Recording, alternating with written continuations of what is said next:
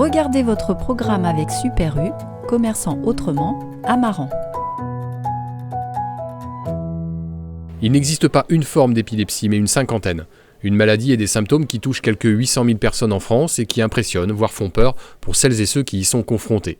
Il était donc indispensable pour l'association Épilepsie France de mener des actions afin de mieux faire connaître la maladie, comme ce village des épilepsies. On a fait la première édition en 2019. Ça avait beaucoup plu. On avait vraiment eu beaucoup de monde, beaucoup de familles, de professionnels de santé aussi, qui s'étaient déplacés.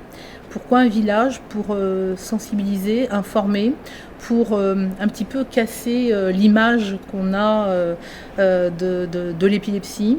C'est un gros moment d'information. Les épilepsies touchent plus de personnes en France que la maladie de Parkinson et de la sclérose en plaques réunies, et pourtant, on en parle moins.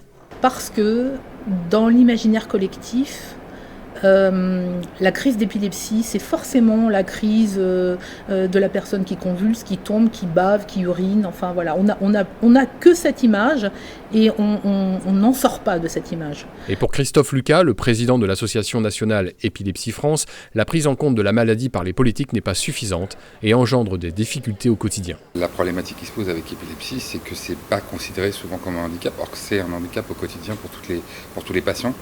Et leurs aidants, leurs familles. Donc je dirais que pour nous, il y a des manques. Il y a des manques à toutes les cases, que ce soit au niveau scolarité, au niveau emploi, au niveau mobilité.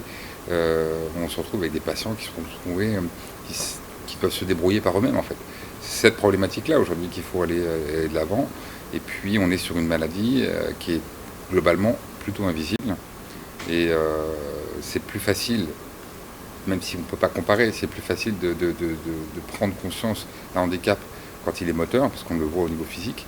Mais un handicap invisible comme l'épilepsie, on se dit, pourquoi lui, il va se stationner par exemple sur une place handicapée, et quand on le voit marcher, il a l'air normal, ou alors il va aller faire la queue dans une rangée handicapée, mais non, pourquoi il n'a rien de particulier. Donc tout ça fait que les patients, en fait, en général, ont l'impression qu'ils doivent se justifier de leur maladie et de leurs problématiques. On se rend compte qu'au niveau emploi, il y a beaucoup de discrimination par rapport aux gens qui sont atteints d'épilepsie, alors que forcément le sont moins pour les personnes handicapées moteurs, puisqu'il y a des lois qui luttent contre ça. Est-ce qu'il ne faudrait pas renforcer la législation là-dessus ?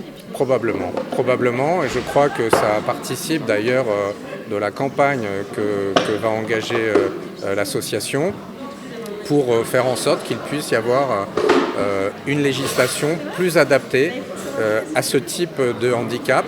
Comme vous le dites justement, le handicap moteur aujourd'hui est pris en compte, bien pris en compte, peut-être pas, mais en tout cas pris en compte de manière plus importante depuis quelques années, incontestablement, mais il y a des failles, et notamment sur la question de l'épilepsie.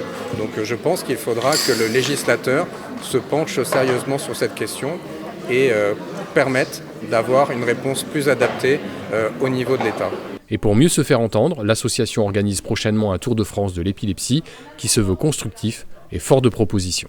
Et on dit aujourd'hui, l'épilepsie, parlons-en.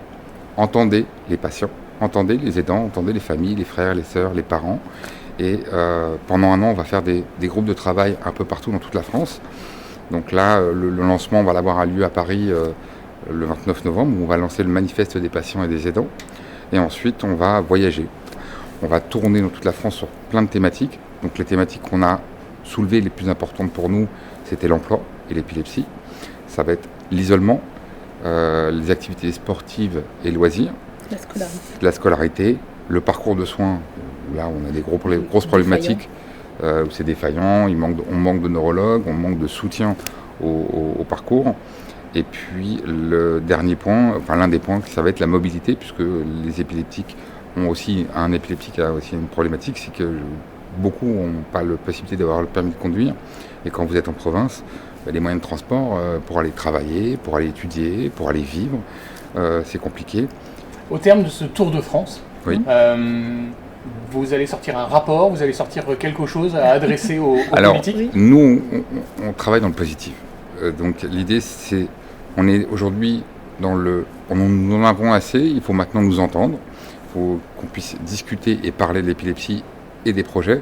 Et nous, derrière, on veut proposer des choses. C'est-à-dire qu'on ne veut pas être simplement dire, avec notre pancarte en disant il y en a assez, on va être force de proposition et on va présenter un livre blanc de l'épilepsie à l'automne 2022 dans le cadre d'un sommet qu'on va organiser.